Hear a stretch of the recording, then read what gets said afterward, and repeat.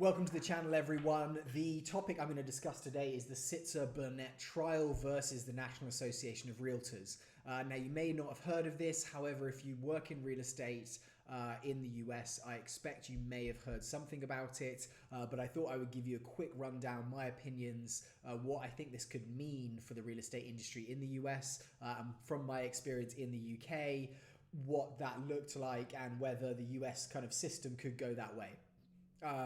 The Sitzer-Burnett trial versus the National Association of Realtors is effectively a case against price fixing and anti-competitive behavior that is being arranged by the National Association of Realtors and their associates.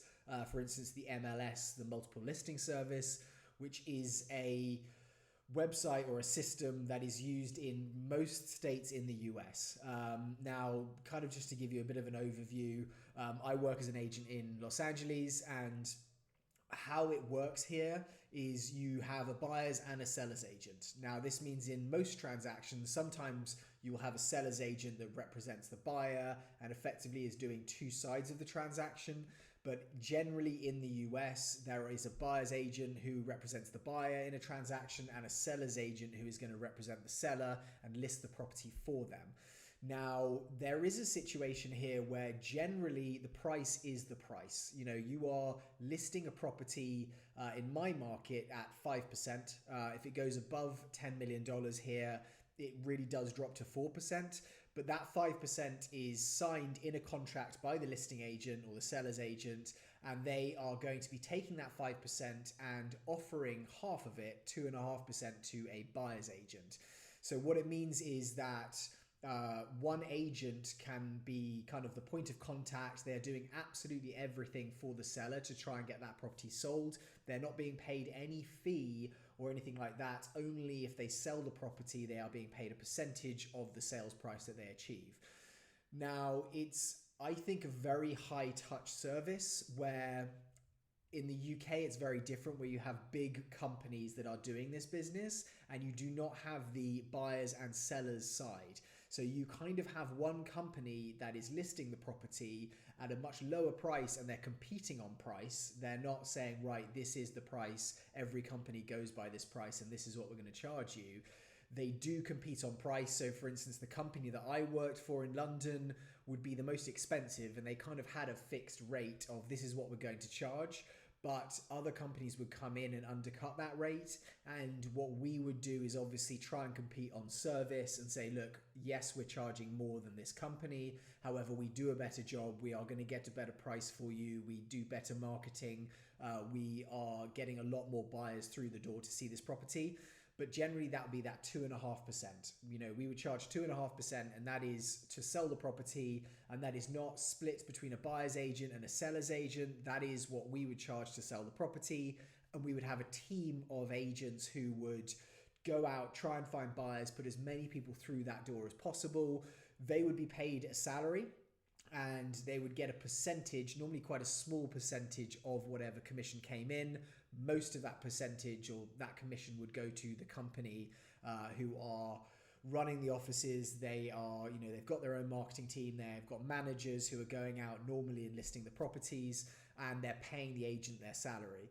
So it's a very different situation there than we have in the US, and it works in a very different way because of that, where volume really is the key. For a company to make as much money as they possibly can, they want as many listings as possible, and they want to be able to obviously sell those listings as much as they can. Again, it's similar where they are not being paid a fee by the seller to sell the property. It is just on a percentage of kind of what the price is achieved. Now, definitely some companies do better in some markets, you know, whether that's lower price flats, whether that's higher price properties, you know, $5 million plus. But that kind of percentage normally stays where it is. Now, in the US, as I said, you have a buyer's agent and a seller's agent. And I do think in a lot of ways it can be a lot better for kind of having two representatives of both sides of the transaction. You've obviously got one side which is representing the buyer, trying to get the best possible deal for their buyer, and you have the seller's agent who is trying to get the best possible price for the seller. And normally a price is agreed, you're going through the inspections, you're going through different negotiations, and the price towards the end of the transaction could be very different. And generally you're coming to a middle ground of both the buyer's agent and the seller's agent, where the buyer and the seller are happy. Now, because of that, we do have normally a 5% fixed rate. So there aren't agents coming in and saying, look, I'm going to do it for 4% and I'm going to do it for 3%, because they will have to, through this MLS system and under the National Association of Realtors, offer 2.5% to the buyer's agent. So whether that is, if you were listing it at 4% and competing and trying to, you would only be taking 1.5% of that transaction, and you are doing a lot of the listing, a lot of the marketing behavior, a lot of stuff that is costing you money, which isn't necessarily costing the buyer's agent. So it is a kind of price fixing situation, but there is justification behind it. And I would say that with this situation, you have an agent who is listing that property, putting money into it themselves personally. Obviously, you have brokerages like Compass, Keller Williams, Sotheby's, these big companies, but it works differently here, where they will provide office space for you under your commission agreement, but you are not earning any money other than the commission that you bring in, and you're paying a small percentage to those businesses, which are giving you legal coverage. They're giving, as I said, a place to work, sometimes some marketing services that is doing that. But really, as the saying goes, you eat what you kill. So the motivation of that one person or that team to sell your property is huge. And so what I have seen in the US, having worked in both markets, is that the level of service that is provided by a US agent for that higher commission is substantially more. You have kind of got one person or their team, and they're doing showings themselves. So it's not like you've got 5 or 6 other agents who are coming in. Some may have good knowledge of the property, some don't. Some may be very talented at showing, some may not, and not be great to kind of show a property. You generally have someone, and you see their track record, and you know how good they are, and you know they've sold in your market, and you know what prices they've achieved compared to what they've listed a property for. And so a seller can make that decision, and they know that it's 5% of the price achieved. And often the seller's agent will achieve more than 5% than the kind of companies that work like the UK. There's a couple of those, one of which is Redfin, which you may have heard of. They kind of are a quite similar model to how it works in the UK, where you're paying a lower percentage and you kind of have someone who is listing the property, but they have got 25, 30 listings at one time, and they have a lot of people who will come in and show the property, effectively buyer's agents who are getting paid a salary and maybe a small percent of the commission. And when I have had discussions and looked at the stats of properties, normally how it works in the traditional way of an agent charging 5%, they're worth their commission because they're making more than 5% in increased value for the seller, and they're going through that transaction and removing a lot of the headache because they're experienced. They're literally on the phone all the time. They're dealing with a buyer's agent, and they may have a relationship, but they know how to negotiate and they know how to go back and forward.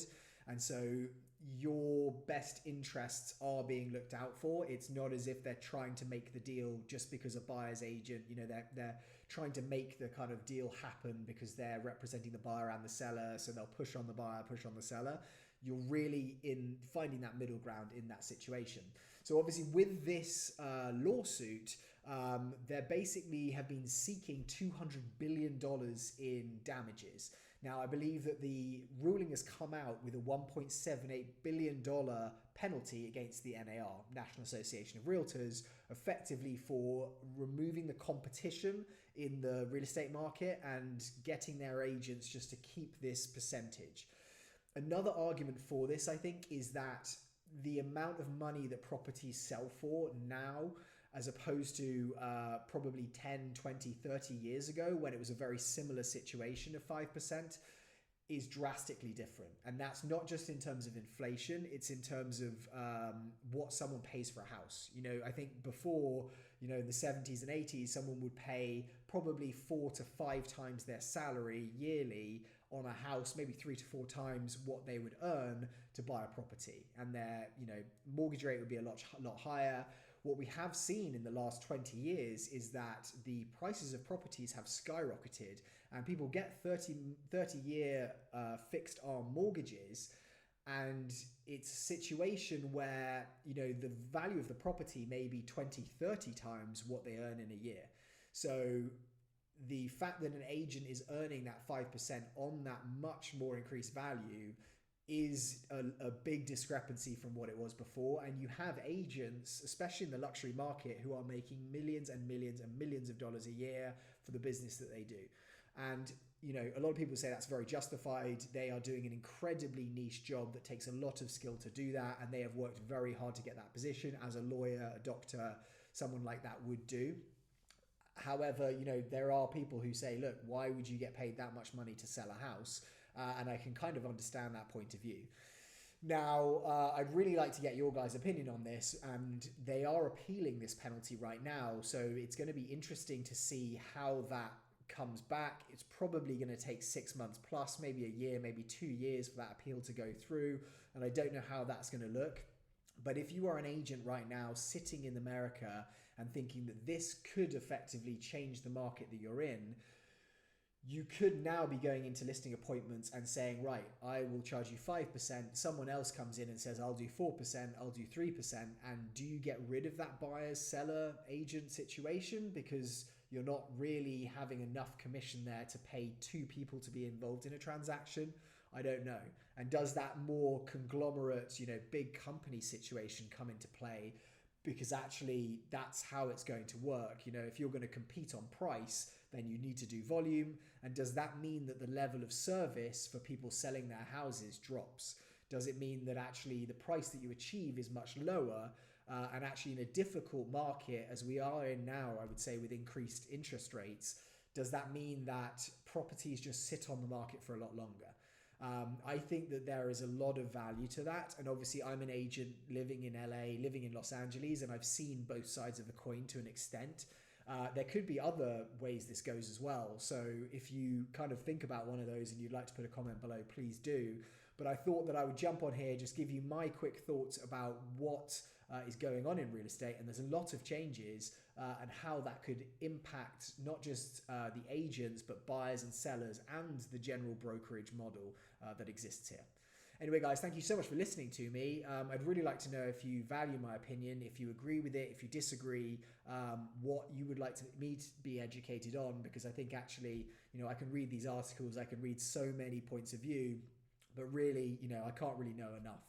So if you guys could really put a comment below, subscribe, notifications, everything like that on this channel will be incredible, and I'd really appreciate it. And any ideas about future things to discuss in the real estate industry, I would also love. I'm going to be trying to do one of these every day just to keep you guys updated. And if you're in the real estate industry, you're just interested, hopefully it's of value to you. Thank you so much, guys. Have a great day. Goodbye.